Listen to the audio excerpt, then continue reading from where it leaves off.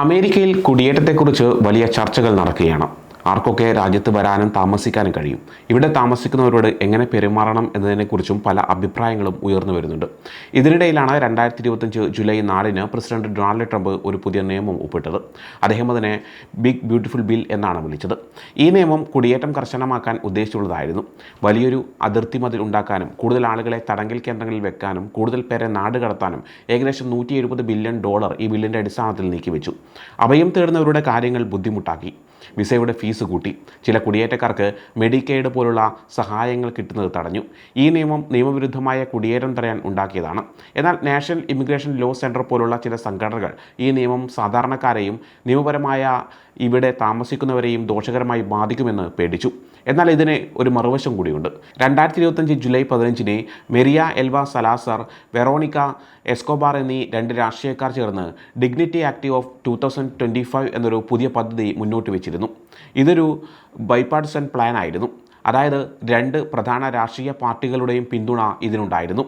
ഇതിൻ്റെ ലക്ഷ്യം ഒരു മധ്യമാർഗം കണ്ടെത്തുകയായിരുന്നു. ഡിഗ്നിറ്റി ആക്ടിൽ എന്താണ് പറയുന്നത് എന്ന് നോക്കാം. 2021 മുൻപ് അമേരിക്കയിലെത്തിയ രേഖകളില്ലാത്ത കുടിയേറ്റക്കാർക്ക് പൗരത്വം കൊടുക്കാതെ നിയമപരമായ താമസം അനുവദിക്കും. ഇവർക്ക് 7 വർഷം വരെ ഇവിടെ ജോലി ചെയ്യാനും യാത്ര ചെയ്യാനും കഴിയും. പക്ഷേ അവർ $7,000 പിഴ അടയ്ക്കണം. കൂടാതെ അവരുടെ ശമ്പളത്തിൻ്റെ 1% നികുതിയായി നൽകണം. അവർക്ക് സർക്കാരിൻ്റെ ആനുകൂല്യങ്ങൾ ഒന്നും കിട്ടില്ല. ഡ്രീമേഴ്സ് എന്ന് വിളിക്കുന്ന കുട്ടിക്കാലത്ത് അമേരിക്കയിലേക്ക് കൊണ്ടുവരപ്പെട്ട ആളുകൾക്ക് വിദ്യാഭ്യാസം, സൈനിക സേവനം അല്ലെങ്കിൽ ജോലി എന്നിവ ചെയ്താൽ ഗ്രീൻ കാർഡ് കിട്ടാൻ സഹായിക്കും.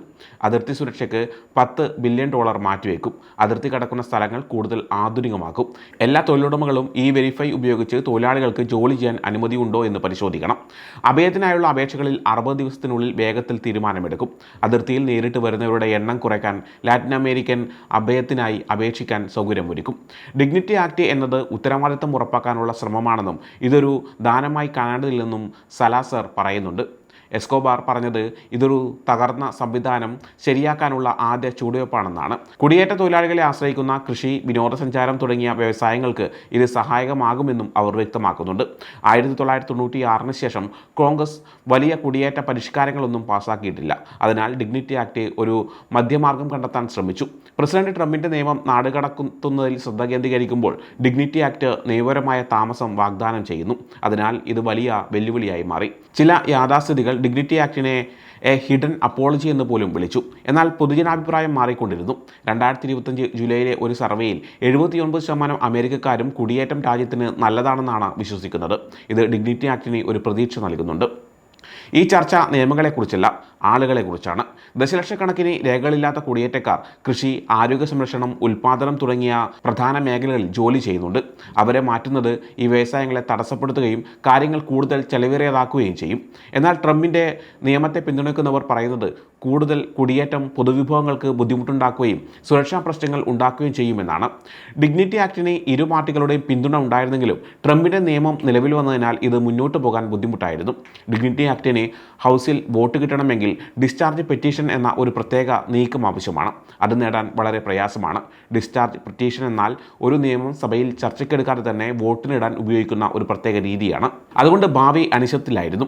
ഡിഗ്നിറ്റി ആക്ടിന് നിയമ നടപടികളും ദയയും ഒരുമിപ്പിക്കാൻ കഴിയുമോ, അതോ കൂടുതൽ കർശനമായ കുടിയേറ്റ നിയമങ്ങൾ ഇഷ്ടപ്പെടുന്ന ഒരു ഗവൺമെൻറ്റിൽ ഇത് പരാജയപ്പെടുമോ? ദശലക്ഷക്കണക്കിന് ആളുകളുടെ ജീവിതവും രാജ്യത്തിൻ്റെ സമ്പദ് വ്യവസ്ഥയും ഈ ഉത്തരത്തെ ആശ്രയിച്ചിരിക്കുന്നത്. ഒരു നീണ്ട യാത്രയ്ക്കുള്ള 2 വ്യത്യസ്ത റോഡ് മാപ്പുകൾ പോലെ ഇതിനെ സങ്കല്പിക്കുക.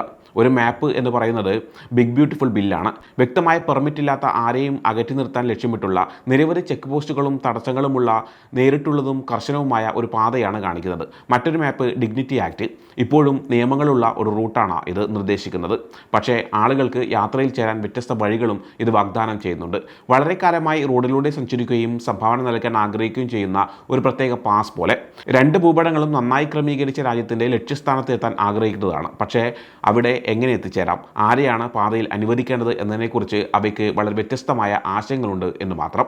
സമയം മലയാളം വാർത്തകൾ ഇനി ടൈംസ് ഓഫ് ഇന്ത്യ സൂപ്പർ ആപ്പിലും. ഇതിനായി പ്ലേ സ്റ്റോറിൽ നിന്നോ ആപ്പ് സ്റ്റോറിൽ നിന്നോ times of India app install ചെയ്യൂ. മലയാളം ഭാഷ തിരഞ്ഞെടുക്കൂ. വാർത്തകൾ ആസ്വദിക്കാം, എല്ലാം ഇനി സമയത്തിൽ.